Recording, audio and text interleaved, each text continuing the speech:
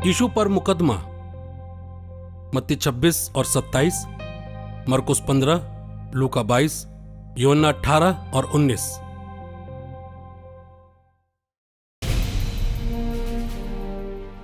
जिन्होंने यीशु को गिरफ्तार कर लिया था वे उन्हें प्रधान याजक कैफा के यहां ले गए, जहां शास्त्री और नेता इकट्ठे हो गए थे।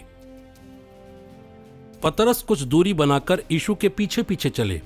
वो प्रधान याजक के महल तक पहुंचकर अंदर गए और परिणाम देखने के लिए नौकरों के साथ बैठ गए। महायाजक और सारी महासभा यीशु को मरवा डालने के उद्देश्य से उनके विरुद्ध झूठी गवाही खोज रही थी, परंतु वो मिली नहीं। यद्यपि बहुत से झूठे गवाह सामने आए। अंत में 2 गवाह आकर बोले, इस व्यक्ति ने कहा मैं ईश्वर का मंदिर गिरा सकता हूं और 3 दिनों के अंदर उसे फिर से बना सकता हूं। इस पर प्रधान याजक ने खड़े होकर यीशु से कहा, ये लोग तुम्हारे विरुद्ध जो गवाही दे रहे हैं, क्या इसका कोई उत्तर तुम्हारे पास नहीं है? परंतु यीशु मौन रहे। तब प्रधान याजक ने उनसे कहा, तुम्हें जीवंत ईश्वर की शपथ, यदि तुम मसीह हो, ईश्वर के पुत्र, तो हमें बता दो। यीशु ने उत्तर दिया, आपने ठीक ही कहा। मैं आप लोगों से यह भी कहता हूं, भविष्य में आप मानव पुत्र को सर्वशक्तिमान ईश्वर के दाहिने बैठा हुआ और आकाश के बादलों पर आता हुआ देखेंगे। इस पर प्रधान याजक ने अपने वस्त्र फाड़कर कहा, इसने ईश्वर की निंदा की है, अब हमें गवाहों की जरूरत ही क्या है? अभी अभी आप लोगों ने ईश्वर की निंदा सुनी, अब आप लोगों का क्या विचार है? उन्होंने उत्तर दिया, ये दोषी है और प्राणदंड के योग्य है। तब उन्होंने उनके मुंह पर थूका और उन्हें घूंसे मारे। कुछ लोगों ने उन्हें थप्पड़ मारते हुए कहा, मसीह यदि तू नबी है तो हमें बता, तुझे किसने मारा? पतरस उस समय बाहर प्रांगण में बैठे हुए थे। एक नौकरानी ने पास आकर उनसे कहा, तुम भी यीशु गलीली के साथ थे। किंतु पतरस ने सबके सामने अस्वीकार करते हुए कहा, मैं नहीं जानता कि तुम क्या कह रही हो। थोड़ी देर बाद किसी दूसरे ने पतरस को देखकर कहा, तुम भी उन्हीं लोगों में से एक हो। पतरस ने उत्तर दिया, नहीं भाई, मैं नहीं हूं।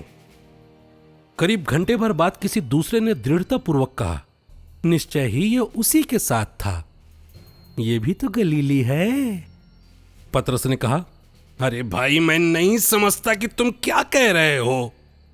वो बोल ही रहे थे कि उसी समय मुर्गे ने बांग दी और प्रभु ने मुड़कर पतरस की ओर देखा। तब पतरस को याद आया कि प्रभु ने उनसे कहा था कि आज मुर्गे के बांग देने से पहले ही तुम 3 बार मुझे अस्वीकार करोगे। तब पतरस बाहर चले गए और फूट फूट कर रोए। भोर को सब महायाजकों और जनता के नेताओं ने यीशु को मरवा डालने के लिए परामर्श किया। उन्होंने यीशु को बांधा और उन्हें ले जाकर राज्यपाल पिलातुस के हवाले कर दिया। जब यीशु के विश्वासघाती यहूदा ने देखा कि उन्हें दंडाज्ञा मिली है तो उसे पश्चाताप हुआ और वो महायाजकों और नेताओं के पास चांदी के वे 30 सिक्के ये कहते हुए वापस लेके आया, मैंने निर्दोष रक्त का सौदा कर पाप किया है। पर उन्होंने कहा, हमें इससे क्या, तुम ही जानो। इस पर यहूदा ने चांदी के सिक्के मंदिर में फेंक दिए और जाकर फांसी लगा ली। महायाजकों ने चांदी के सिक्के उठाकर कहा, इन्हें खजाने में जमा करना उचित नहीं है, क्योंकि ये तो रक्त की कीमत है। इसलिए परामर्श करने के बाद उन्होंने परदेशियों को दफनाने के लिए उन सिक्कों से कुम्हार की जमीन खरीद ली। तब वे यीशु को कैफा के यहां से राज्यपाल के भवन ले गए। अब भोर हो गई थी। वे भवन के अंदर इसलिए नहीं गए कि अशुद्ध न हो जाएं, बल्कि फसह का मेमना खा सकें।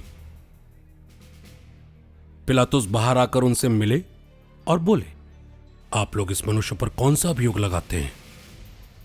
उन्होंने उत्तर दिया, अगर यह दोषी नहीं होता तो हम इसे आपके हवाले नहीं करते।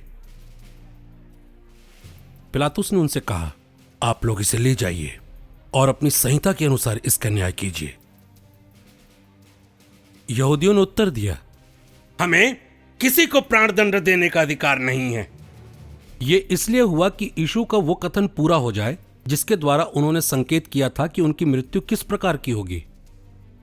तब पिलातुस ने फिर भवन में जाकर यीशु को बुला भेजा और उनसे कहा, क्या तुम यहूदियों के राजा हो? यीशु ने उत्तर दिया, क्या आप अपनी ओर से यह कह रहे हैं या दूसरों ने आपसे मेरे विषय में यह कहा है? पिलातुस ने उत्तर दिया, क्या मैं यहूदी हूं? तुम ही बताओ। तुम्हारे ही लोगों और महायाजकों ने तुम्हें मेरे हवाले किया। तुमने क्या किया है? यीशु ने उत्तर दिया, मेरा राज्य इस संसार का नहीं है।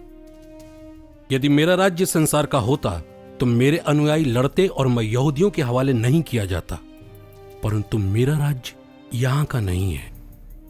तब पिलातुस ने उनसे कहा, तो क्या तुम राजा हो? यीशु ने उत्तर दिया, आप ठीक ही कहते हैं कि मैं राजा हूं। मैं इसलिए जन्मा और इसलिए संसार में आया हूं कि सत्य के विषय में साक्ष्य दूं। जो सत्य के पक्ष में है वो मेरी सुनते हैं।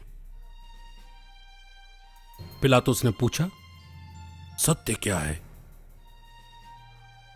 यह कहकर पिलातुस बाहर यहूदियों के पास गए और बोले, मैं तो उसमें कोई दोष नहीं पाता हूं कि उसे दंड दिया जाए। पर्व के अवसर पर राज्यपाल लोगों की इच्छानुसार एक बंदी को रिहा किया करते थे।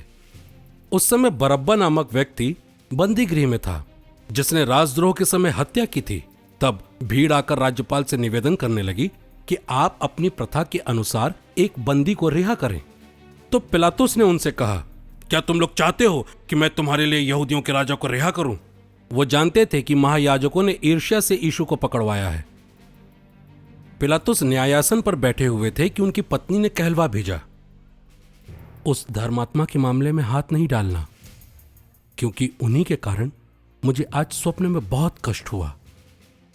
इसी बीच महायाजकों और नेताओं ने लोगों को यह समझाया कि वे बरअब्बा को छुड़ाएं और यीशु का सर्वनाश करें।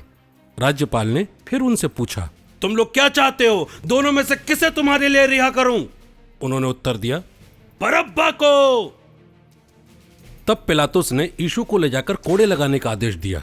सैनिकों ने कांटों का मुकुट गूंथकर उनके सिर पर रख दिया और उन्हें बैजनी कपड़ा पहनाया। फिर वे उनके पास बार बार आकर कहते थे, प्रणाम यहूदियों के राजा। और वे उन्हें लगातार थप्पड़ मारते रहे। फिर पिलातुस ने बाहर जाकर लोगों से कहा, देखो, मैं उसे तुम लोगों के सामने बाहर ले आता हूं, जिससे तुम ये जान लो कि मैं उसमें कोई दोष नहीं पाता। तब यीशु कांटों का मुकुट और बैजनी कपड़ा पहने बाहर आए। पिलातुस ने लोगों से कहा, देखो, यही है वो मनुष्य। महायाजक और प्यादे उन्हें देखते ही चिल्ला उठे, इसे क्रूस पर चढ़ाओ, इसे क्रूस पर चढ़ाओ। पिलातुस ने उनसे कहा, इसे तुम ही ले जाओ और क्रूस पर चढ़ाओ, मैं तो इसमें कोई दोष नहीं पाता। यहूदियों ने उत्तर दिया, हमारी एक संहिता है और उस संहिता के अनुसार यह प्राण दंड के योग्य है, क्योंकि इसने ईश्वर का पुत्र होने का दावा किया है। जब पिलातुस ने उनकी बातें सुनी तो वो और भी डर गए। उन्होंने फिर भवन के अंदर जाकर यीशु से पूछा, तुम कहां के हो? किंतु यीशु ने उन्हें उत्तर नहीं दिया। इस पर पिलातुस ने उनसे कहा, तुम मुझसे क्यों नहीं बोलते? क्या तुम ये नहीं जानते कि मुझे तुमको रिहा करने का अधिकार है और तुमको क्रूस पर चढ़वाने का भी? यीशु ने उत्तर दिया, यदि आपको ऊपर से अधिकार न दिया गया होता तो आपका मुझ पर कोई अधिकार नहीं होता। इसलिए जिसने मुझे आपके हवाले किया है वो अधिक दोषी है। इसके बाद पिलातुस यीशु को मुक्त करने का उपाय ढूंढते रहे, परंतु यहूदी ये कहते हुए चिल्लाते रहे, यदि आप इसे रिहा करते हैं तो आप कैसर के हितैषी नहीं हैं। जो अपने को राजा कहता है वो कैसर का विरोध करता है। यह सुनकर पिलातुस यीशु को बाहर ले आए। वो अपने न्यायासन पर बैठ गए, जो एक चबूतरा था, जो इब्रानी में गब्बता कहलाता है। यह फसह की तैयारी का दिन था, लगभग दोपहर का समय। पिलातुस ने यहूदियों से कहा, देखो, यही है तुम्हारा राजा। जब पिलातुस ने देखा कि मेरी एक भी नहीं चलती, उल्टे हंगामा होता जा रहा है, तो उन्होंने पानी मंगवा कर लोगों के सामने अपने हाथ धोए और कहा, मैं इस धर्मात्मा के रक्त का दोषी नहीं हूं, तुम लोग जानो। और सारी जनता ने उत्तर दिया, इसका रक्त हम पर और हमारी संतान पर हो। इस पर पिलातुस ने उनके लिए बरअब्बा को मुक्त कर दिया और यीशु को कोड़े लगवाकर क्रूस पर चढ़ाने के लिए सैनिकों के हवाले कर दिया। इसके बाद राज्यपाल के सैनिकों ने यीशु को भवन के अंदर ले जाकर उनके पास सारी पलटन एकत्र कर ली। उन्होंने उनके कपड़े उतारकर उन्हें लाल चोगा पहनाया, कांटों का मुकुट गूंथकर उनके सिर पर रखा और उनके दाहिने हाथ में सरकंडा थमा दिया। तब उनके सामने घुटने टेक कर उन्होंने ये कहते हुए उनका उपहास किया, यहूदियों के राजा प्रणाम। वे उन पर थूकते और सरकंडा छीनकर उनके सिर पर मारते थे। इस प्रकार उनका उपहास करने के बाद वे चोगा उतारकर और उन्हें उन्हीं के कपड़े पहनाकर क्रूस पर चढ़ाने ले चले।